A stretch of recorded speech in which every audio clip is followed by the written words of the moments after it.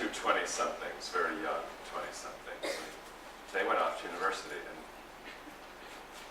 one of my children was a particularly good student, graduated early, was on scholarship. And they both came back to live with me. So they're living with me. And I don't like this plan. My plan is to get them out of my house permanently. And some of you are probably not where I am. You're probably loving that they're in your house. But one day, you might decide that your children should be able to afford their own house. But I'm not there yet. And so my plan is delayed. And so I teach my kids. I've been teaching them, getting them ready. And I get to travel around the world with different kinds of clients, not just schools, but businesses. So one of my clients is HSBC. Do you know that bank? It's a big bank. I think it's the biggest in the world. And I was at their headquarters in London. And I got a chance to interview the CEO. Because I'm always looking for jobs for my kids. So I keep asking, what skill do you need? What do my kids need to be able to do? So when I interviewed him, I asked him that question. What is the number one 21st century skill? And I was very surprised by the answer. One word, he said, empathy. And I was struck that a banker, forgive me if you're a banker, but I was struck that a banker said that, empathy. And I said, what do you mean by empathy? And he said, well, we work in 87 countries. We work on really big projects. They're complicated. And they're expensive. And we take a risk. And very often we'll have more than 10 countries represented on teams of engineers or designers or whatever it is that the project demands. And we need people to lead a group of people from all over the world. It's just the complexity of our business. And what we're looking for are people who can really value the perspective of other people, who truly can put themselves in a position of others from all around the world in this age of the internet. And then frankly, you might appreciate this, not being an American. He said, in the world, the worst people are Americans. Because America looks out, and if we don't think the country looks like ours, we think it's broken, right? And so if this were an American audience, that's where I insult everybody equally. But Australians are actually, I think, ahead of us. That you travel a lot, don't you? As a country, which is pretty amazing. I don't know if you know, but only 10% of Americans have a passport. It's an astonishing low percentage. It's a big country, so we travel, we just don't need a passport to go to another country. It's really incredible. But so your ability to think globally, I am convinced, is a really important skill if you want to see opportunity everywhere. Because now, because of the internet, you don't have to leave. You can be anywhere and work with a team of people. So I just want to start out with empathy. And in many ways, this presentation is more about empathy than it is about technology. In fact, I like to frame it, don't worry about that, I'll get you off of that, we'll be watching that. This is left over from this afternoon. Now let me just get you a clean screen. We'll go to Google. That'll take care of any distraction. Google probably doesn't distract you. Okay. So to frame it, I don't actually think technology is the real revolution. I think the real revolution is information. That the reason we have these devices is to get information and communication. I think there's two parts to this incredible change that schools are beginning to go through. For the first time, we have massive amounts of information available to our children in ways that we never had before. In some ways, it's scary because it's so much information and from so many sources, some more unreliable than others, that all of this abundance of access is causing some issues about safety and ethics and validating whether it's true or false. So I want to go through some of that. the ethics and the safety and the validation. And then there's, on the other side, there's this opportunity of young people having a global voice, of creating content that the world can see. And so what are the constraints around that? You know, what's the discussion about publishing your work from the time you're young to get ready to go out into this global economy? So we'll talk a little bit about that. And on the other side, there's this incredible opportunity of linking kids in real conversation while they're in school with people around the world. In fact, maybe I could tell you a quick story from the US. The first time, are you on Skype? Do you have Skype? I bet most of you know what that is, right? Skype. Yeah, you do. Okay. So the first time I heard about Skype many years ago was a kindergarten teacher had a little girl come in the middle of our school year. She moved from India to the United States. And this little girl was not acclimating to the kindergarten classroom. And she wasn't making friends. She didn't look happy. And the teacher tried everything and then finally called the family. And the family said yes, she's missing her grandmother who didn't move from India. And but she Skypes her grandmother when she comes home. She waits to come home, and she Skypes her grandmother, and then she's happy. Maybe you could set it up that she Skypes her grandmother from school and let her say hello and see if she's more comfortable in school. Teacher said fine, and 2 o'clock in the morning in India, because the time zone changes, the grandmother comes on, and the little girl sees her grandmother and is happy. And she comes over to the video camera and she starts talking to her grandmother. And the other children, you can imagine what the other children are thinking. This new kid gets to talk to her grandmother. And the teacher watches, without any instruction by the teacher, all the children line up behind this little girl. There's a line. And one at a time, she introduces them to her grandmother. All of them.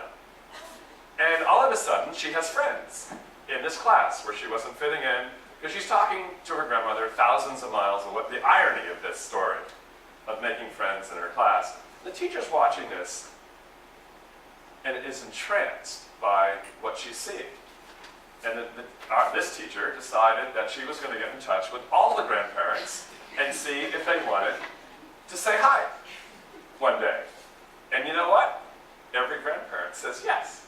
If they get that request and they work for free, no charge, right? Grandparents will do that. So some grandparents, they get in touch and they have a schedule now of grandparents saying hello. And grandparents are great. Do any of you do this? Your grandparents are talking to their grandchildren? I bet some of you are doing this, right? In your own houses. And so some grandparents are great. They walk around, they introduce their cat, they introduce their neighbor, they got their video camera. Another grandparent has a shelf above her stove, and she has a cooking show. So in the mornings, when she's on, she teaches the children whatever she's making for breakfast. And this classroom is expanding to have conversations. And then one day, this grandmother comes on with a great Irish accent. And this teacher loves this because her favorite storybook is about a family moving from Ireland to the east coast of the United States. And she mails the book to the grandmother, who agrees to read it from her house to class. So you can imagine this grandmother is sitting in her house, and the children are sitting on the floor in the school, and the grandmother is reading to the children. And our laws allow us to record that, and every child got a CD and the book. Now, if you're not an elementary teacher teaching reading, you might not know that young children, or maybe you do remember, young children can read the same book over and over and over and over again and be happy. And something went very wrong. 6 weeks later, they had to get a speech pathologist into that classroom. Because they listened to the grandmother telling the story at home while they're reading the book. And every kid developed this Irish brogue, including the kid from India. And that just fascinates me. So my sense is, from a very young age, classrooms can become global. classrooms can introduce children, in this particular story, I think in a safe way. I think we can trust most grandparents not to say crazy things and to read to the children from their house and tell stories. So I just think as long as we manage it right, we have this wonderful opportunity to expand boundaries for all ages of kids and give them a sense of the world that before the internet we're not able to give. So I'm frankly quite hopeful, but I want to start with a more sobering exercise. In the United States, I've asked every student I can find, and I've presented in all 50 states. It's a lot of kids. Do you know how to use Google? You might ask your own children this. Do you know how to use Google? And every kid I've met says yes, they know how to use Google. And I have not met a kid yet who knows how to use Google. And that's scary to me.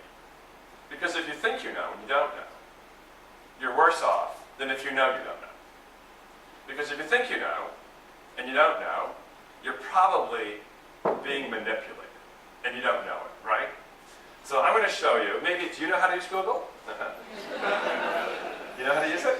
So let me just show you.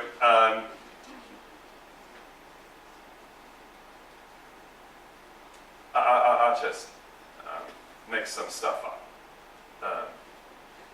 But you know what? I'll show you an image that I showed teachers today. We'll type in ear mouse. This is kind of fun. And the BBC has this picture of a mouse with an ear growing off its back. So, you know, you can manipulate images today. That could be photoshopped. That may or may not be a real image. That mouse may or may not be alive. You don't know, do you? All you know is you don't know. Fair enough? All you know is you don't know. And my sense is, if you're on the internet, I don't know how many of you are logged in right now, but I would ask you to determine if it is alive, and if it is alive, how did the ear get on the back of the mouse? And why is it on the back of the mouse? Right? Reasonable question. You see a picture, you ought to know if it's true or false, is my sense. And so, if you read the opening sentence of the BBC article, it suggests that a scientist grew the human ear on the back of the mouse, doesn't it? If you just translate it into simple English, you take it literally, it looks like the ear grew on the back of the mouse. And then, if we look at another source, such as Wikipedia, and we read the opening sentence, we get a different storyline, at least the opening sentence. It's different. It didn't grow. It was actually a cartilage, ear-shaped cartilage. And further down, it explains that this biodegradable ear-shaped mold was sewn in the back of the mouse. So we have two versions. We have the BBC version. Mouse was engineered, grew the ear right off the back of the mouse. And the Wikipedia version says it was a mold sewn in the back of the mouse. So now, if you were one of my students, I would ask you to go out on the internet and build a case. Which one's true? Right? Which one's true? And it's interesting to watch people do this. And I can give you lots of other problems. We can talk about all kinds of research problems on the internet and how do you go about it. But I'm just going to, in the interest of time, I'm just going to show you what I do, because we don't have the time to give you right now, given the shortness of this presentation evening. So here's what I do.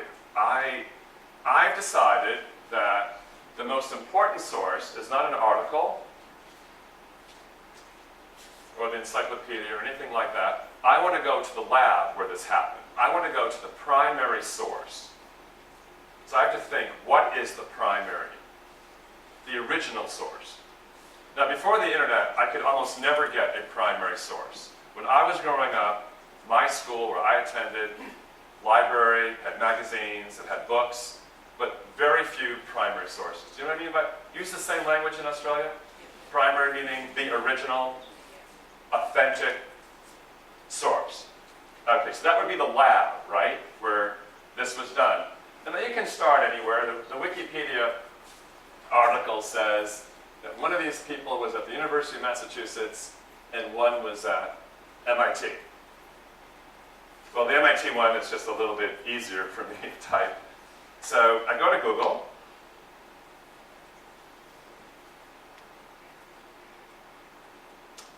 And I'm going to use the Google operator that many of you probably know about, site:/mit.edu. And then ear, mouse. And Vacanti is the name of the mouse. So the Wikipedia article and the BBC agree that it's an ear on a mouse and it's called Vacanti. And what I'm doing is holding the results to MIT with this operator. Google has these magic words called operators. And so if I do a search now, it holds for MIT. So what the site command does is, you see the green lines for web address? They're all mit.edu, every one of them. And that's how you hold for MIT by using the site command. And in fact, the BBC is incorrect, and the Wikipedia article is correct. It was a biodegradable. You go to the lab, and the BBC needs some work. Now that in itself usually surprises a lot of adults because the BBC in many countries is the gold standard for news reporting, and Wikipedia is created by the masses. And so how can something that doesn't have top flight editors sitting in London, the BBC, beat the BBC? But nevertheless, that's the case. So maybe I could give you another one. I used to,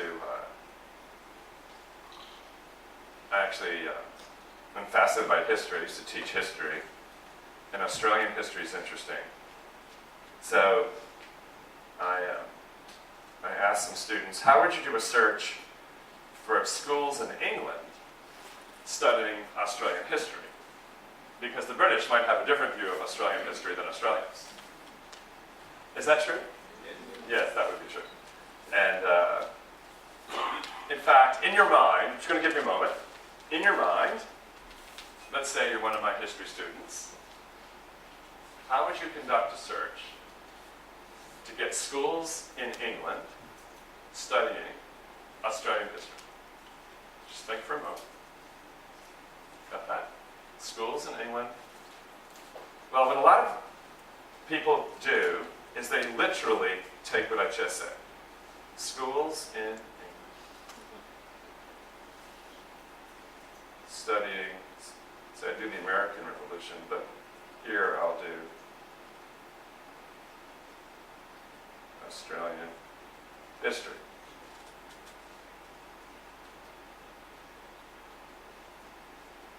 And you get ABC and hyperhistory. Well, just to shorten this up, there aren't any schools in England studying American history, studying Australian history. No, there aren't any schools. Not when you do it this way. So there are 3 references on the internet I think everybody should know. So to do this search correctly, we have to look up the country code. So there's kind of like a dictionary on the internet. There are various reference sources that I use over and over again to sharpen my results. And one of those reference sources is any number of these country code lists where I can get the 2-letter country code. Of course, everybody in the room knows that Australia is AU and the United Kingdom is UK. And then I can look up the domain name of schools in England, which happens to be SCH. So if I go back to Google, and I really want the schools in England studying Australian history, then I would type in site:/sch.uk.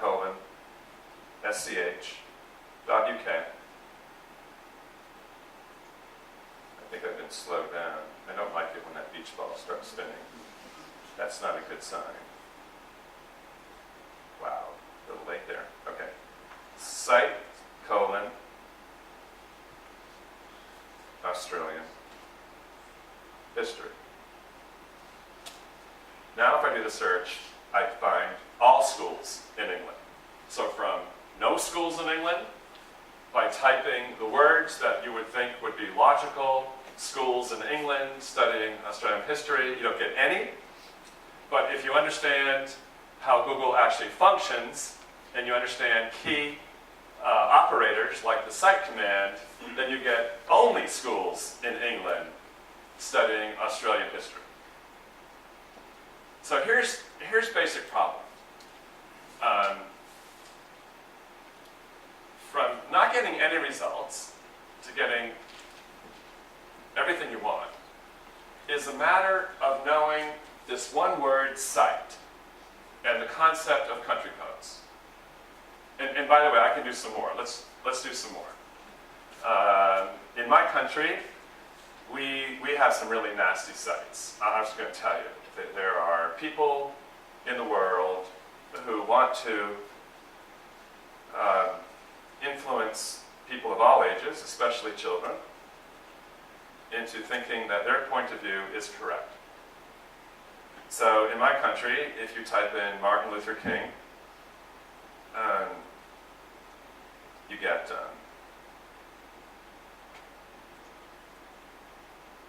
this website number 3. In fact, I should point this out. But let's just go back for a moment. I type in Martin Luther King, and I get 125 million results. Fair enough?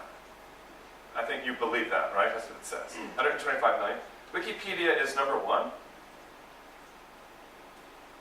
And the one that I'm going to is number 3. So let's just start there. Why is Wikipedia number 1? Let's just start. And the reason I'm asking you this is because the research in the United States shows that our students, when they use the internet, only look at the top screen of results. I don't think it's much different for your students. I think students everywhere will run a search and predominantly look at the top screen. Is that fair? Am I being reasonable?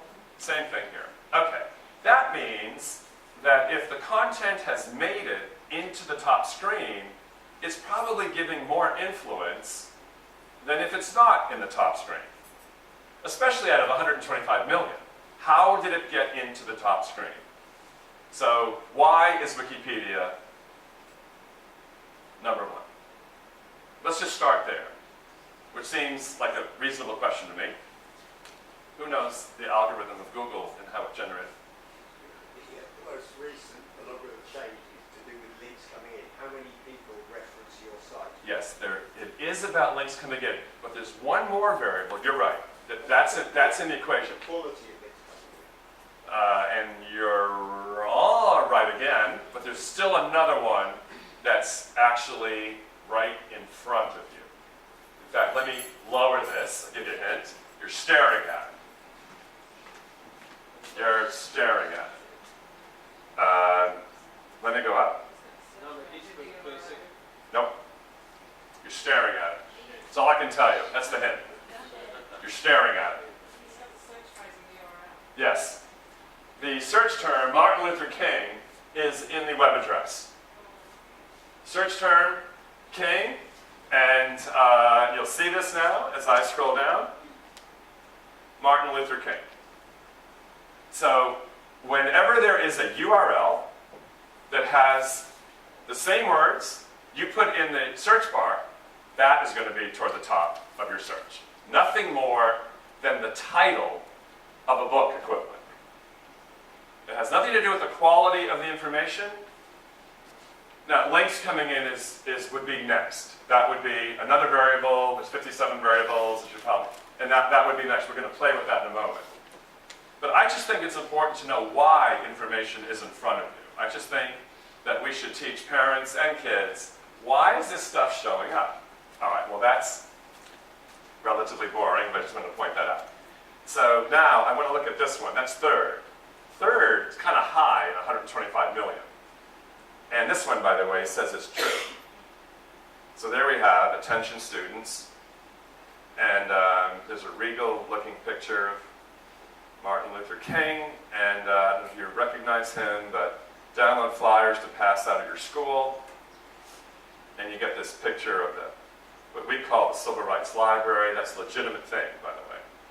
Civil Rights Library. Now, this website has a sister website that doesn't look at all like the one I've just shown you. And I'm going to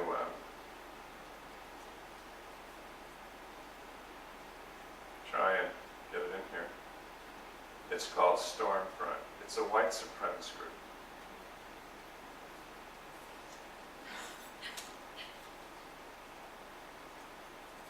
White Pride Worldwide. So this group owns the Martin Luther King website. One looks obviously dangerous, and one looks a lot less dangerous. So the question is, how do I know that these two websites with very different addresses are owned by the same group? Where do you find the ownership of content on the internet? Like you would with a book. If I gave you a book, I bet many of you would ask, the very first question would be, who wrote the book? If I said, I want you to read a book, you'd say, who wrote the book? And I'd be happy to tell you. And the internet, I think, is the same. And so earlier I was knocked off. Well, let's see if I can get this back. There are various commercial sites where you register a web address. And it allows you to look up ownership. See if I spell that right. Martin Luther King.org. So by typing in a proper web address, I can find out who registered that web address.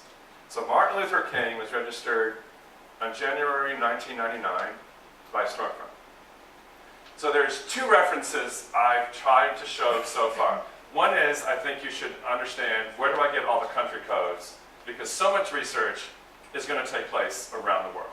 You have to get perspective of others, not just your own. And the second reference I think everybody ought to know is, how do I find the owner of a website? So I understand who's trying to influence me. And I know this is pretty boring stuff. You know, where do you look this stuff up? It's just grammar. But it's not rocket science. The good news is everybody can learn.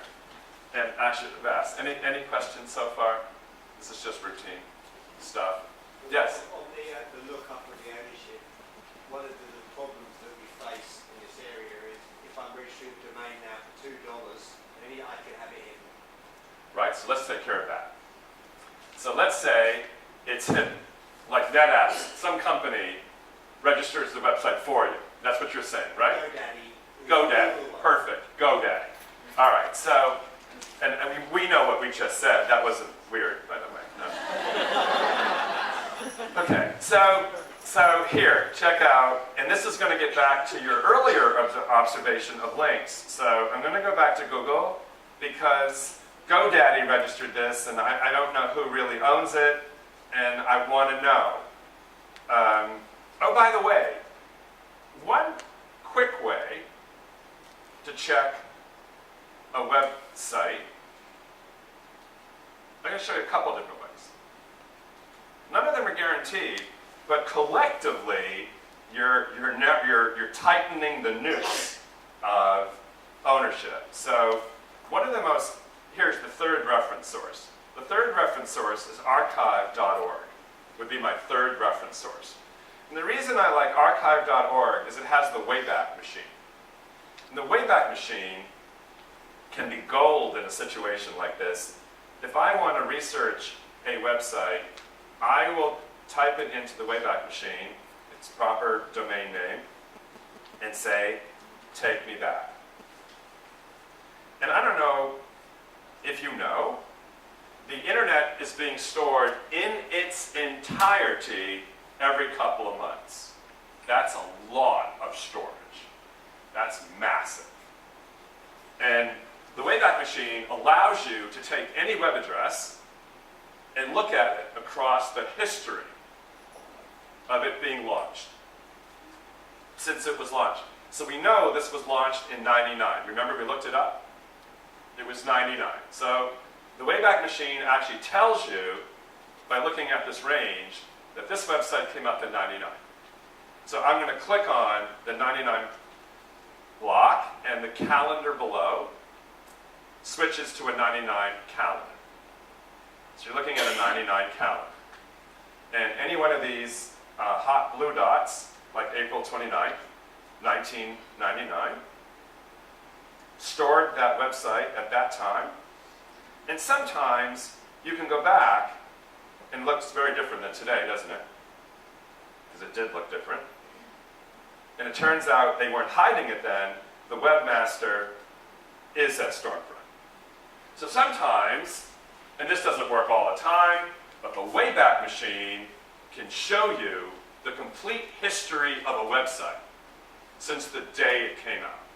I like that, because I like going back to see what politicians said 10 years ago, global warming scientists when they changed their mind. And it's just interesting as an historian for me to be able to get this incredible treasure trove of the actual data and see what things look like.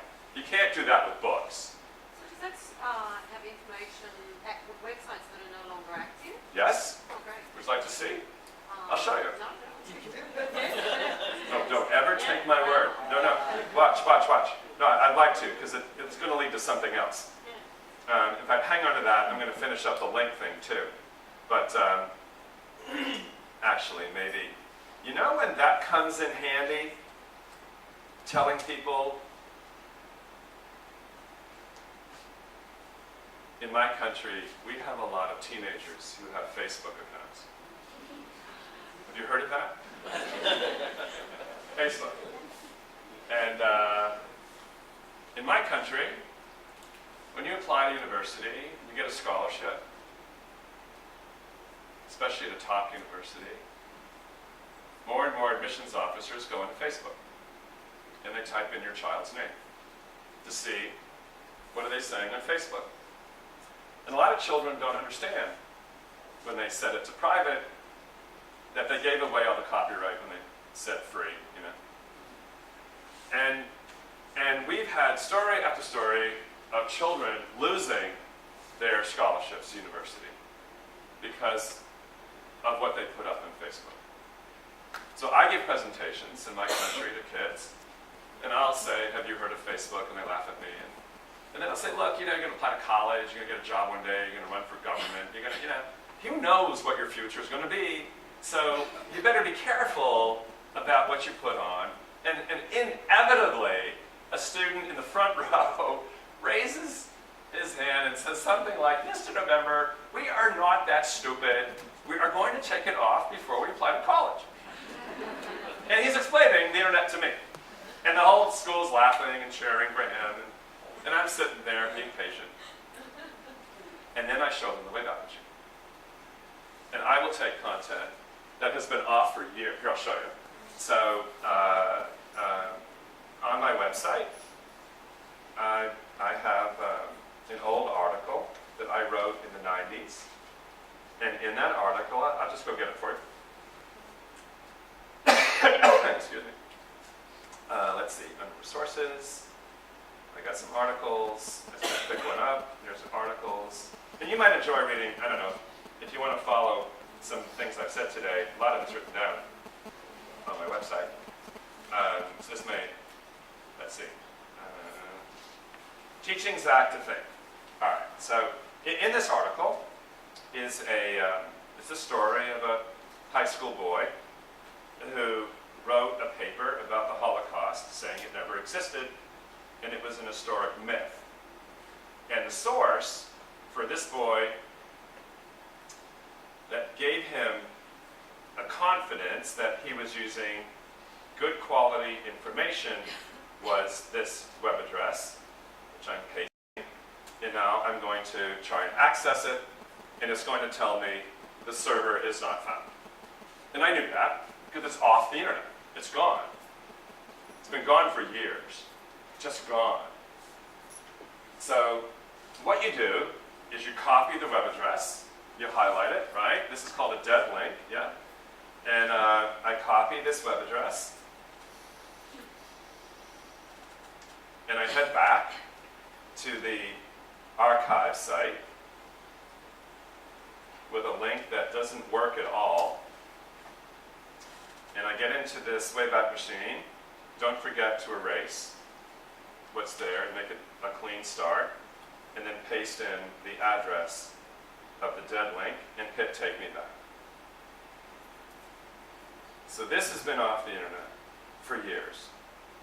It came off in 2006, it went on in 2002.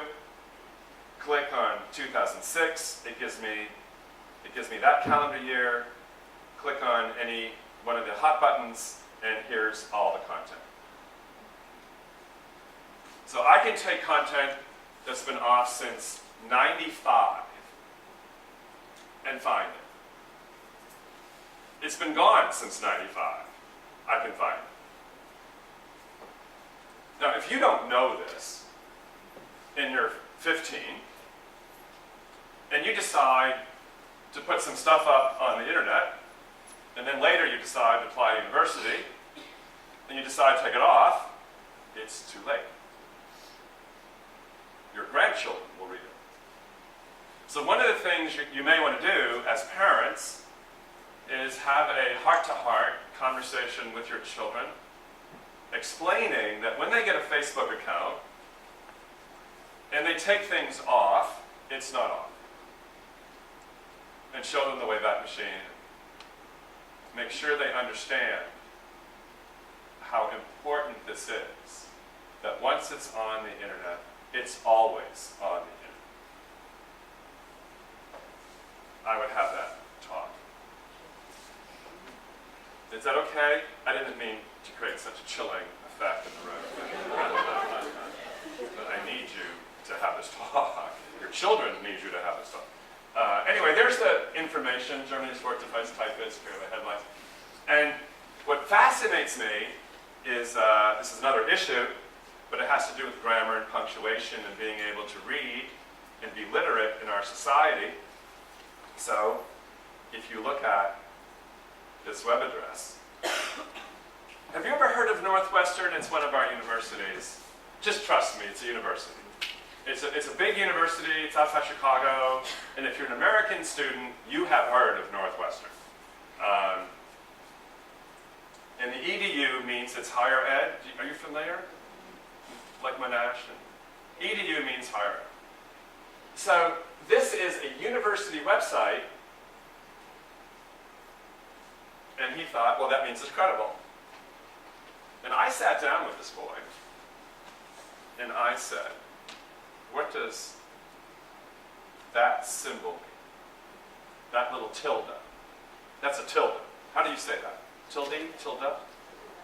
Tilde. Good, you know how to say it. What does it mean? What is punctuation? What does that mean? What is it? Yes, in mathematics. Yeah, well, we're not doing math right now. We're doing reading a web address. What does it mean in that position in a website? It has meaning. It's what? Yes. It's a personal subdirectory. It's not an official document of Northwestern. He knew that. What happened was, the boy read northwestern.edu. He was never taught how to read a web address, so he didn't know that that tilde discounted the edu, that it's not an official document of Northwestern, it's personal opinion. That's what it says. But if you don't know that's what it says, you think it's credible because it's at Northwestern University. So little details like punctuation count on the internet. How did you get it on there then? Which website did that article get posted on? The university one Yes, or his own one? I'm afraid the answer is yes to both. So So, how could he post something onto a website which he's got no, what should have the access to? in my country, freedom of speech is protected. We have laws. I know this is going to sound so weird, but the United States has this Constitution. No, seriously. I mean, I don't know how to say this anyway. And the Constitution protects what we call freedom of speech. So even if it's odious, awful, insulting, unless it reaches a certain level of violence, which this didn't reach, this is protected. But what's he I know posting? this sounds so stupid. That was a student at Northwestern. A professor. A A professor. He worked He had his own personal website. Yes, he's a professor, so he has access to the university's website, and a professor can have a personal subdomain. Then what I didn't realise was that he worked at the university. Oh yeah, oh sorry, I didn't explain it, my fault, I didn't I explain was it. like, wow, he's writing crazy things. Yes, So, yes, no, absolutely yes. But people write crazy things. What worries me is there's lots of versions of the truth on the internet. But if you don't know the rules of the internet, like grammar and punctuation, then you're worse off. So all I'm trying to do is appeal. I'm trying to make an appeal that we need to teach our children how to read books and how to read the internet. That's all. It's Does Google have somewhere in the site where it has a definition of the way it does its own searching? Yeah, it does. Those are called operators. The site command, well wait a minute, so let me separate Google from Northwestern. And let me show you one more so I can, and I'll take you to the Google cheat sheet of these special words. Is what you're asking? You want a cheat sheet? So just to show you and finish up this link command, so I'm tidying up some loose ends. The other way to test for a website validity is you type in link, www.martinlutherking.org. So this particular search, not the word site now, so I'm changing from site to link. They have different functions. The word link with a colon and no space and a proper web address. And for those of you who own businesses, if there are any business people in the room, you must do this with your business.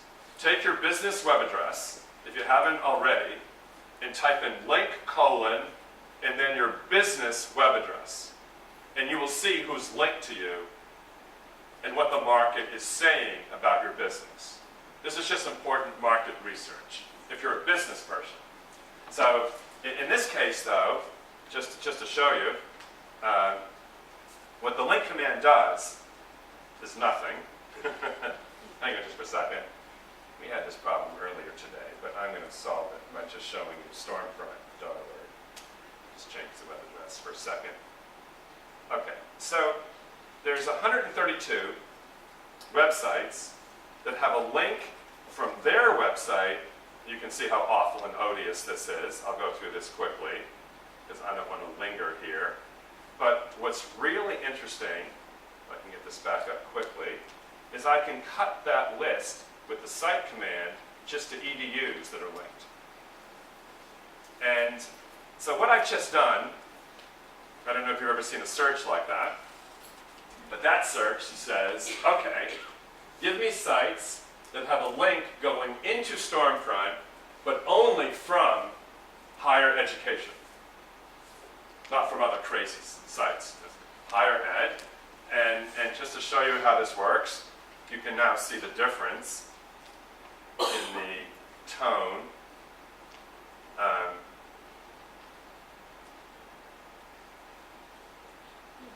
I'm giving a talk at a university in Texas where they recorded but just to show you web credibility exercise, and there is a tilde in this, it doesn't mean it's always bad, but there's the link to Martin Luther King, there's the link to Stormfront, and this content says, this first looked like historic writings and a tribute to Martin Luther King, and on closer examination, we can see that it's owned by a white supremacist organization. Can you read any of that? No? Well, that's what it says. White supremacist organization. So this strategy of using the link command with any web address allows me to see the commentator review, and I can type in a second link and a third link, so just to show you if I wanted to keep going, martinlutherking.org. This search means that we're going to find web addresses that only have edu in their extension position. That one's edu. That's at Tarleton is the University of Texas. And on both sites, there's going to be a link to Martin Luther King and a link to Stormfront. That gives me the academic commentary of two websites. It's a strategy for reading more about that website so you can at least gain other people's perspective on those websites.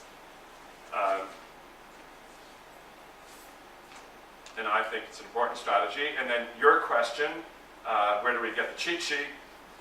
These are called operators. Google collectively has these list of limited words that are called operators, and we're in Google. So if I do a search and Google an operator, I get all kinds of websites that will show me these operators with definitions of how they work. And once you have those pages, then you're in business.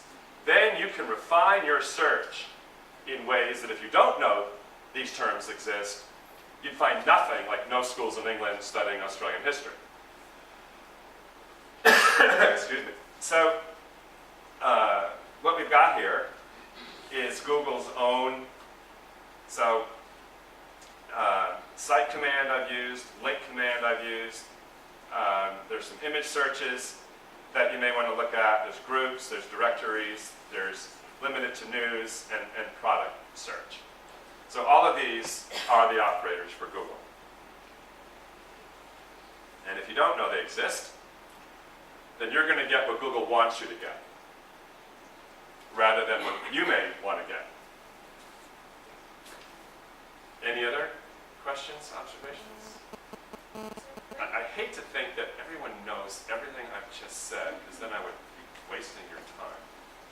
Where do you go to get more information about the syntax for web addresses so that you can learn what that sort of My website's not bad. Yeah, seriously, in all seriousness. If you go to November Learning, I have a section on reading web addresses that is I think a good starting point. And you can always go to the internet and type in the word tutorial and then what you want. So under resources on my website at novemberlearning.com, we have information literacy resources. And under that are the notes for what I've just done. So I'll show you a little bit. Let's say you want to learn to read a web address. I think that's your question specifically. So you click on Learn to Read a Web Address, and with any luck, it will come up. And there'll be a bunch of stuff here that will talk about the different parts of a web address, common extensions, and what's a domain name. This is just basic stuff. It'll give you that example that I gave you, the tilde or percent in that position. It goes on, and there's an image there that's just not showing up right now. It breaks down a web address, I gotta fix that. Or one of the things that we suggest that I just want to add in here, or the history of a website. that Wayback Machine, that thing I did. Or you want to check the external links, there's activity there. So here's the notes on archive.org and the Wayback Machine and more or less everything I've done in that regard. And then you want to check the external links, you can click on that little lesson and you'll learn what I did if you missed it.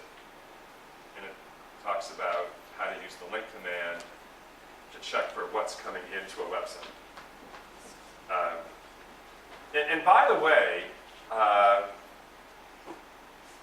just to touch back to education for a moment, one of the crazy ideas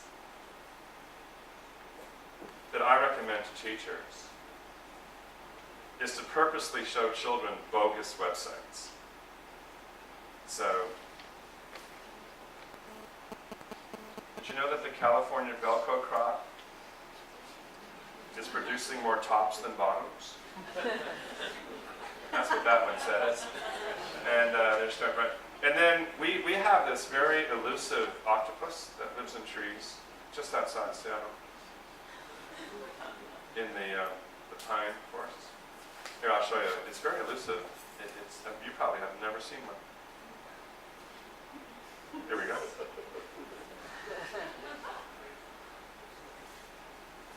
Probably not in Australia, but in the United States, if you show this to 10, 11, and 12-year-old children, 9 out of 10 will absolutely believe it to be true. It's on the internet. And then we have to back up and teach children how to validate and not buy everything that they see on the internet.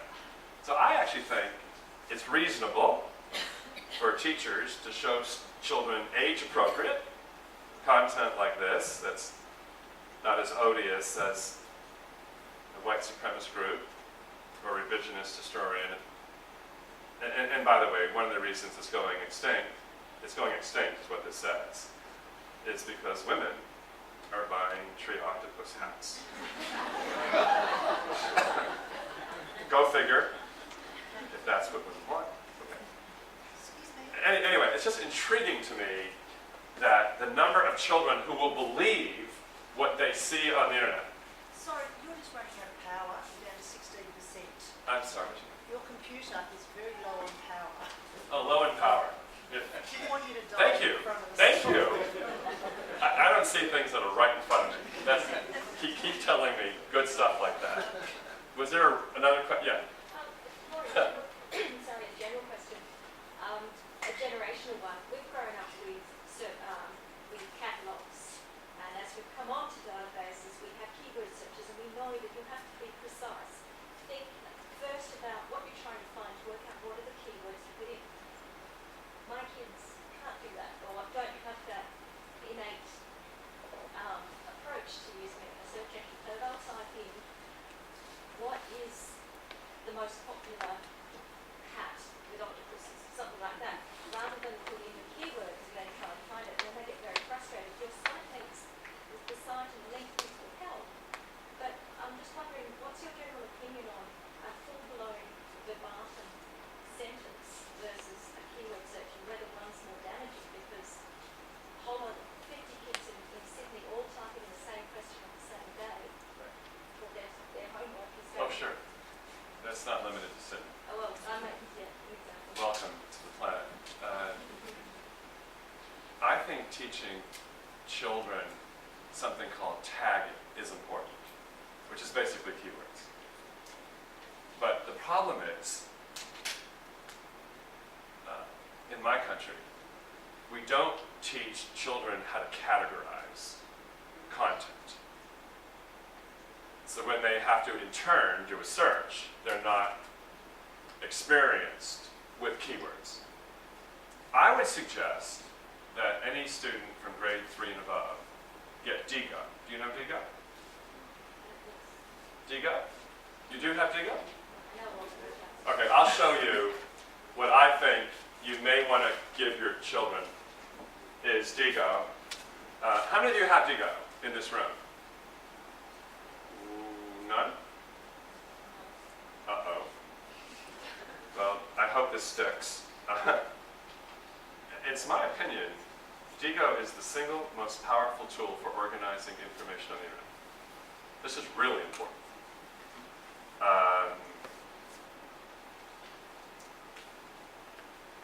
Here, let's say I start with Google. And in fact, you know what I'm going to do? I'll just help you guys. You want a tutorial.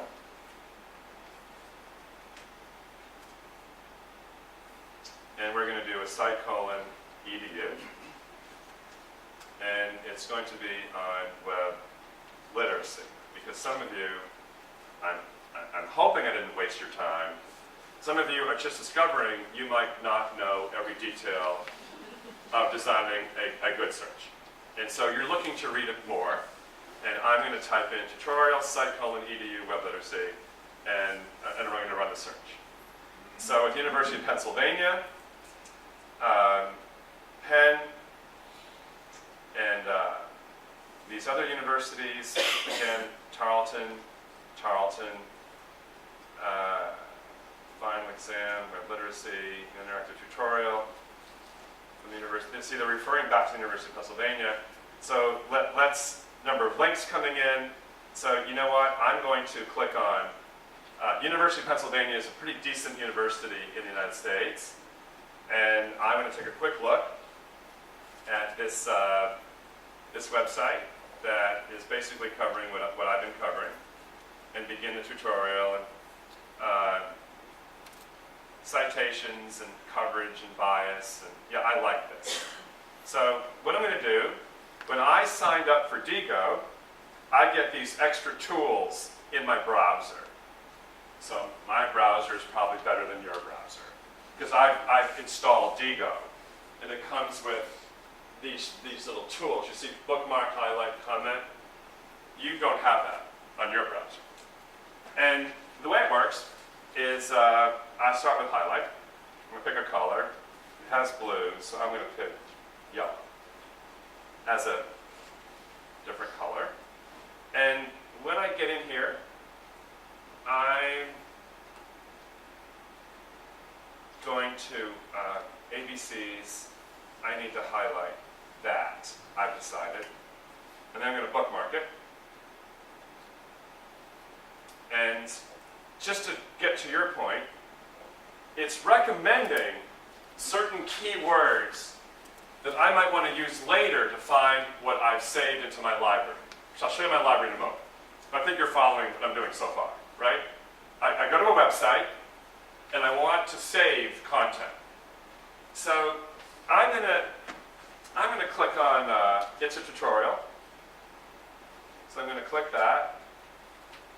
And it's about literacy. I'm going to click that.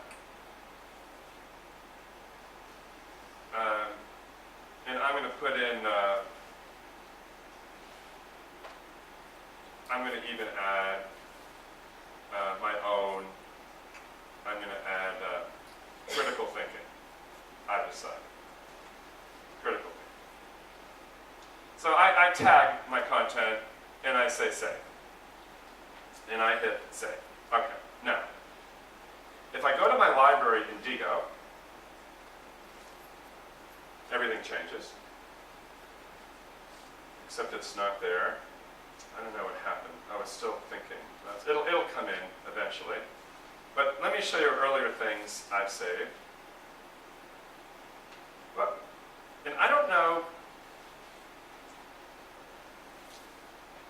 for some reason, I think I'm going to have to restart my machine. It's just acting really slow.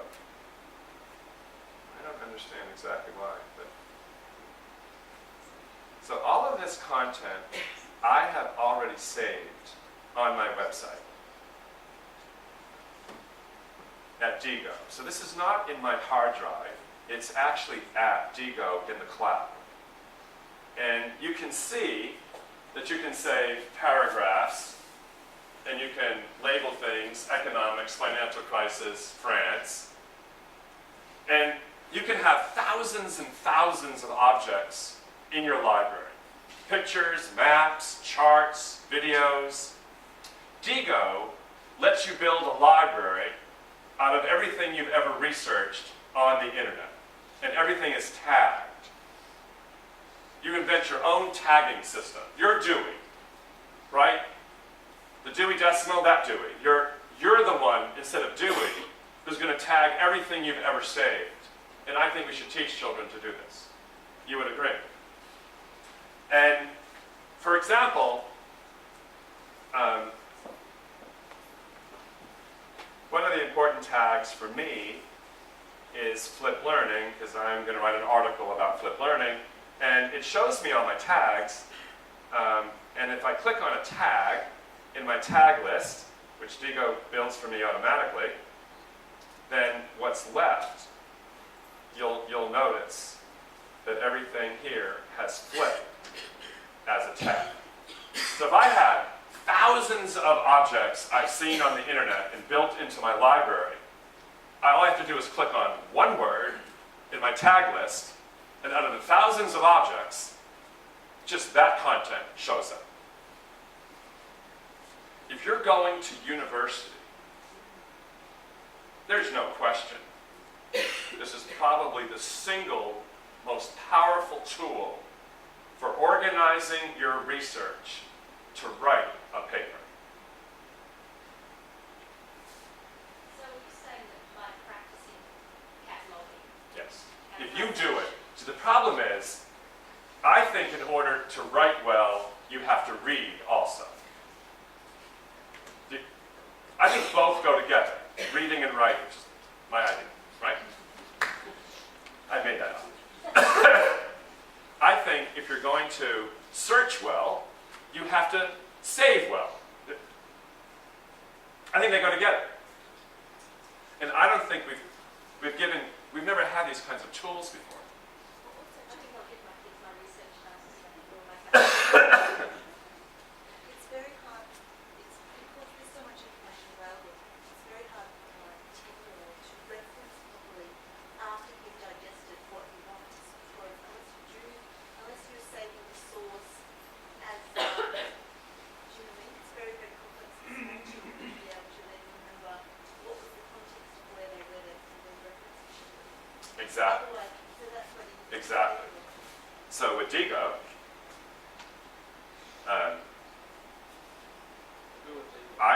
pardon? Who are you? Who's our Digo? Yes. Go to Easy Who Is. Digo, I can tell you because I know them. I actually know them.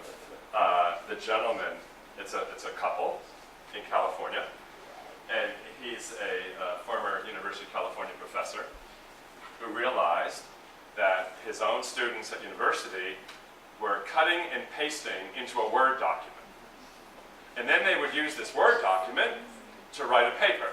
And then it would be gone. And then you go on to the next class with the next professor and that professor and this professor. And at the end of 4 years of university, you'd have nothing. Because the Word documents were all over the place. Fair enough? I bet some of you have done that. And that's why you're laughing. So what he did was he invented this tool. So if you had thousands and thousands of references on the internet that you've read, you could store it all and tag them. So that when you, so 2 years from now, if you're in an economics class, and in freshman year, you were in a French Revolution class, and you're doing the economics of the French Revolution, that France went to the States and lost a fortune on the American Revolution, blah, blah, blah. You might want to use that 3 years later in your economics class. Did you do? Yes. But it was tagged, economics. When it was your French Revolution class, you can get right to it. So the professor decided that rather than start over again and over again and over again on the internet, you should just have a library of everything you have ever seen. Tagged. That's not a bad idea. Starting in 3rd grade, I would give 3rd graders Digo.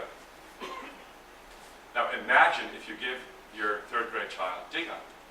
By the time they graduate, and they're in the 12th grade, they will have a library that they have tagged across every discipline. And when they go to university, they'll take that with them because it's in the cloud. It's not in my hard drive. Any computer in the world, you get your entire library. I like that idea too. So well, even if Digo goes broke, then this kid still goes. Yeah, then you're in trouble. But the good news about these things, because Delicious came before Digo, another company, and you can port everything over. So the good news I happen to know, because I asked that question, Digo has an export feature. That if you needed to export all of your data, you could do that. So you can save your. Yes, yes. And these days, that's what you want to look for when you, and just to let you know, to get Digo, I mean, DIIGO.com. You can just go now and get Digo, except it's stuck on my name. So let me change browsers real quick. Or not. Let me just, I'm going to have to restart my machine. It's just not happening. Do you have a preferred browser? Well, it was Firefox until tonight. And what's your preferred browser? Do you have a preferred browser? Yeah, I'm a Safari guy. Safari? Safari is dropping penetration rate. Yeah. The single digits. Is that right? Well, I'll tell you what. I'm going to jump real quick to YouTube. YouTube has this amazing tutorial about how to start your Digo account and organize it. It's actually quite sophisticated. If you type in DIIGO in YouTube, just waiting for my printing to go, and then you type in tutorial. And version 5, by the way, V5. Please don't forget V5, because you want the latest version. And you go find that. It will show you a fantastic, maybe not, oh there it is, V5. It will show you this fantastic tutorial of how to set up your Digo library, more than what I can do for you this evening. And it's quite good, this tutorial. And it's much more sophisticated than I've shown you. And any luck, that's it. Yeah, that's it. It just looks flat, but that's it. It'll work better on your machine than mine. My machine, for some reason, is just a little slow pulling down. Yeah, nothing is showing. But it will. And I just encourage you to see that. Okay. And by the way, I mean, just to tell you, these are things we discussed today. And the faculty here, I mean, there's any number of faculty members who know what I know. And so the school... Digo is a cloud-based Sorry, guys. Sorry. information management system. Yeah. Digo provides you with tools on all major web browsers, Android, iPad, you can and iPhone watch this. to help you to collect and access really an a amazing variety tool. of information. So I All encourage the you to, as items parents, to see that. Okay, next crazy idea. One of the ideas we discussed today, this is going to go more into the partnering with school. I showed this to some of your children today too. The research in learning shows that when a student doesn't understand something that happened in class, the majority of students' preferred first strategy is to ask a friend their age for help. Do you remember those days? You ask a friend. And so the majority of children actually prefer to learn from another child, which absolutely intrigues me. And so I just wanted to show you, I recommended here, and I think that you're going to see some of this happening here, the opportunity for children to create content to teach other children. I think is a powerful idea. So this website is such an example, and let's say I had to learn about prime numbers, and I didn't quite understand it in class, and I really want to understand it. So I can go onto this website, all designed by children, and I can click on a tutorial, and these are approved by a teacher. So if I click on, this is a 3-minute tutorial, and it will come up probably like the other one. At any moment it will scare me. But what you will see when it scares me is the voice of a child and the graphics and music of how to factor 32 down to prime numbers. And what I've learned is, yeah, just to show you. Hi, I'm Bob, and I'm going to show you how to do prime factorization. So what we're going to do is we're going to make a factor tree. A factor tree is you take a number, such as the number 32, and you break it up into its prime factors. So 32, we're going to break it up into the numbers 2 and 16. So we're going to try to get it down to all prime numbers. A prime number is when a number is only divisible by 1 in itself. Well, in the interest of time, I think you get it. She goes on and she explains, and if you're dying to know the answer, it's 2 to the 5th. I don't want you to go home worrying, what was that answer? And she does it again, and I asked some of your students today to look at this and give me their opinion, and I got the best answers here that I've ever gotten. Usually, I get an answer like, I like that because it has a rewind button, and I can go over this again and again and again until I learn it. But oh no, not here.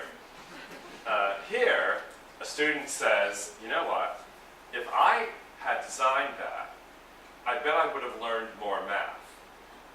Because in the process of designing a tutorial, I would really have to learn the math in a deeper way than just handing in homework to my teacher. So your students took the opposite perspective of being the designer. And I said, well, what do you think? Would you like to do that? And of course she said, yes, I would like to design tutorials. So I just wanted to prepare you because frankly, in my country, we've had some parents complain that why are children designing tutorials when that's the historic job of a teacher to teach? But I think it's a good thing. I'm just going to tell you, I actually think this is very reasonable that a school would create the conditions where children have to think deeply about how to explain something and use music and design and test it, make sure it works, and then a teacher approves it and it goes up on a website. So I just wanted to tell you that this kind of change that you might not have experienced is something where the school is going to need your support, that you understand its intent, and it isn't meant to circumvent any other process. And then I just wanted to show you the other opportunity here, and now it's, I don't know what time it is in the United States, I've lost track of the time zone I'm in, but just to show you, this website has a, what's called a cluster map. 4 in the morning. Is it 4 in the morning? Thank you. And the cluster map will give anyone who cares to a history of who's recently visited the site. So I just wanted to take you down. And I don't know if you saw the number. That tutorial has been viewed 26,000 times. That's an awful lot of views.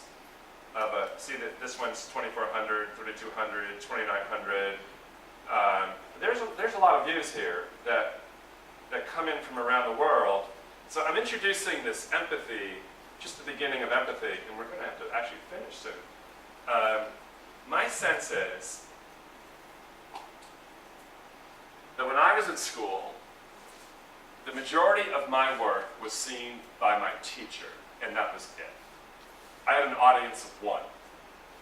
In every class I basically had an audience of 1. And that one person was responsible for guiding me in assessing my work and giving it back and getting me ready for the next work. So at 4 o'clock in the morning, this is what you get from local time here. So roughly the last 4 hours. So from Australia to the Philippines, Texas, Greece. Where is St. Ives? Do you know? Up north?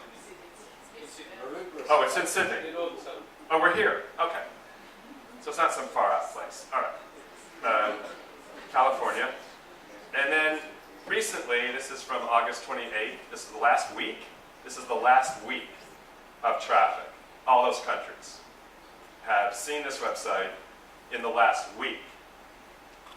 Well, when you show a 12-year-old that this is the traffic flow of something she's designed, that's inspiring. In fact, for some students, seeing that number of countries, Australia is number one, seeing that number of countries using content she's created can actually be more motivating than getting an A from an audience of one. I know this sounds weird, but that's just the way it is. And so I'm recommending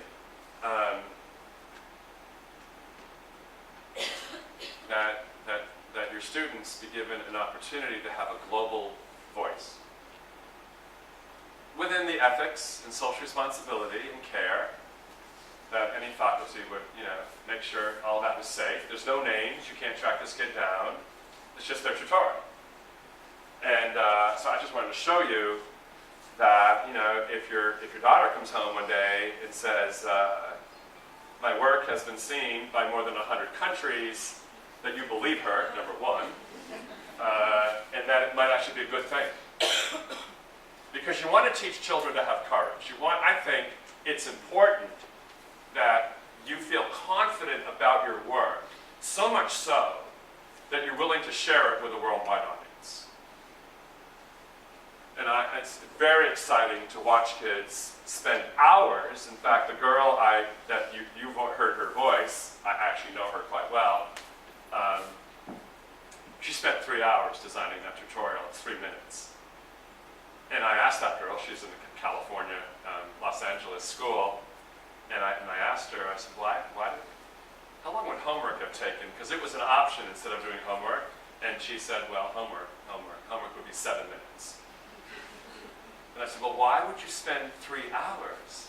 You could have gotten away with 7 minutes. And she said, well, my homework doesn't help anybody. My teacher already knows the answer. Which I thought was a crazy answer in itself. And then she explained, she said, when I create a tutorial, it's not for my teacher, it's for my friends. And then I'm being helpful. And I think that's a good sense of responsibility also, to teach our children to be helpful, to create content that helps others. I think it's an ethical thing to do, socially responsible, and quite motivating if you have to learn something like mathematics. So can you do a cluster map on a YouTube tutorial? Everyone has those YouTube tutorials. Not that I know of. The cluster map, just to show You you. can see how many hits they've had, but Yeah, not that if you had it on another cluster, I think cluster is spelled without the E. So let me just show you where you can get it. This is a tool at clustermaps.com. And what you do is you go to this website. If you want a cluster map on a proper website, I don't think you can do it on YouTube. And so what you do is you go to this website called Cluster Maps, and you fill out your URL, and it gives you the tool for free. And then you can track how people come from around the world onto your website. But I don't think you can install it in YouTube. If you can figure that out, let me know how you did it. I want to know how you did it. And then one more tool. Can I show you one more? And then I'll let you go. One of the tools I showed today that I had a lot of fun showing anyway. Wolfram Alpha. How many of you played with Wolfram Alpha in this room? You guys really should stay all night. We have work to do. We do. We have work to do. So one of the, let's see, wolframalpha.com. Just to show the power of this thing. This is a knowledge engine, which is very different than a search engine. Looks like a search engine, but it's not a search engine. One of the things it will do right away is it will act like a calculator. It will solve any equation right through advanced placement calculus, 6x squared plus 2 equals 8. Don't forget to type the word solution in the search bar, and you let it run, and Wolfram Alpha takes a look at that, and it will solve that equation for you. What's nice about Wolfram Alpha compared to I was going to show you the parabola too, with any luck. Okay. And then it has this equation called show steps. So you can click on show steps.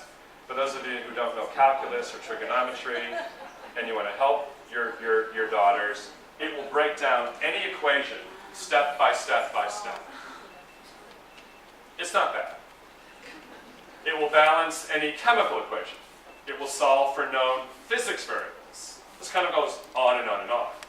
So from another kind of problem, okay, that's kind of math and physics and chemistry, and then, but here's what it does. It's the technology behind this is just magic to me. I don't know how it works, but I'm going to type in hamburger and hot dog. I could type in Obama and Romney. It does comparisons. You could type in Sydney and Beijing. Anyway, hamburger, hot dog. So you want to know what's the difference between a hamburger and a hot dog. Oh, and by the way, this is $1.99 at the App Store. So this goes on any Android or iPhone for $1.99. That's American. I don't know what you would pay, but that's what we pay. What do you pay? Probably 50 cents. Given the American dollar, you know. But anyway, there's a lot of information, probably more than you ever want, about hamburgers. And if I scroll down, you'll see hot dogs. And you'll see them lined up side by side. Carbohydrates, dietary fibers, sugar, total fat, vitamins this, vitamins that, calcium, iron, and it just goes on and on. Physical properties. Now, what's really interesting is it has sources at the bottom. So I click on sources, and it opens up another link. Sources. And it opens up another link called sources. Come on, open it up. Good.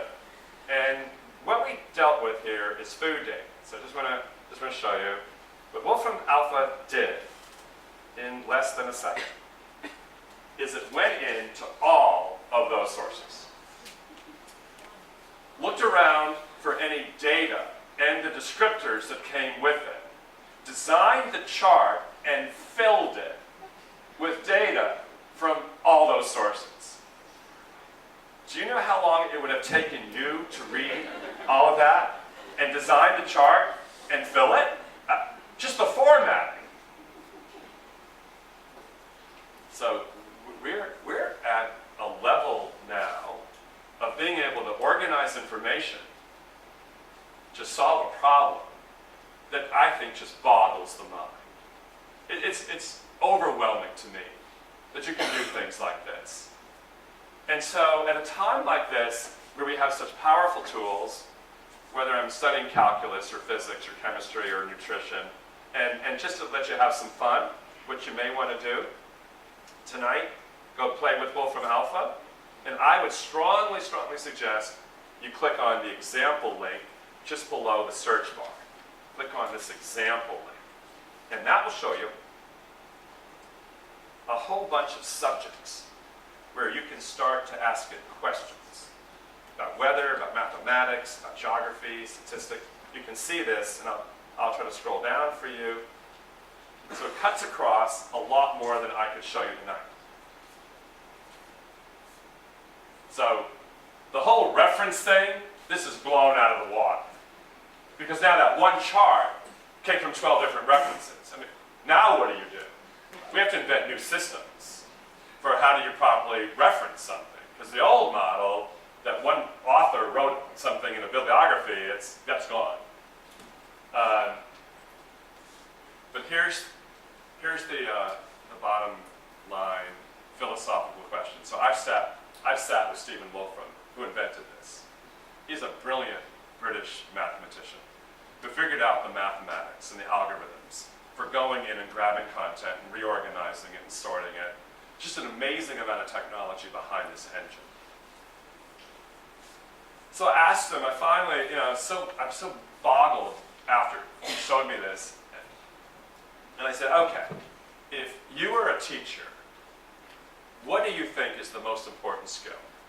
Given that we're going to have engines like this in every subject.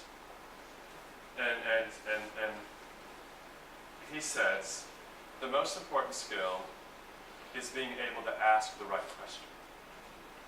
And then he became quite concerned. He said, the traditional education model is about memorizing answers. That we have almost no tradition for teaching our children to ask questions.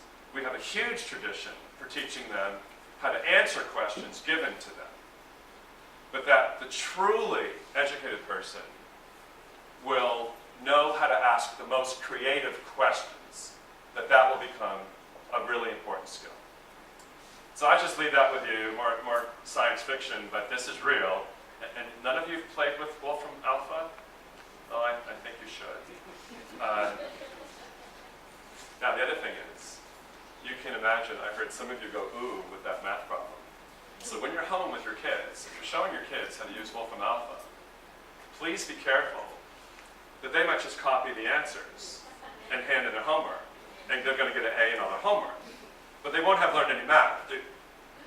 So as parents, when you sit with your children at home, my strong suggestion is ask your students to try to solve the problem first, and then plug them in to see how well they did. And look at each step, and then design their own equations, right? You can change the variables, you can change the exponents, you can run it again. So you can do problem after problem after problem until you really learn, rather than use it the other way, which would only be to copy, and that'd be a disaster.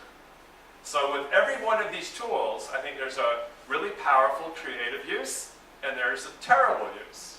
I don't think there's, they're not all good and they're not all bad. It's just going to take a sense of balance and ethics to use them well, and that's why it's so important that you be involved with your children when they're at home doing schoolwork. So with that, I hope it was good enough to criticize. I've kept you about 15 minutes over, I'm sorry.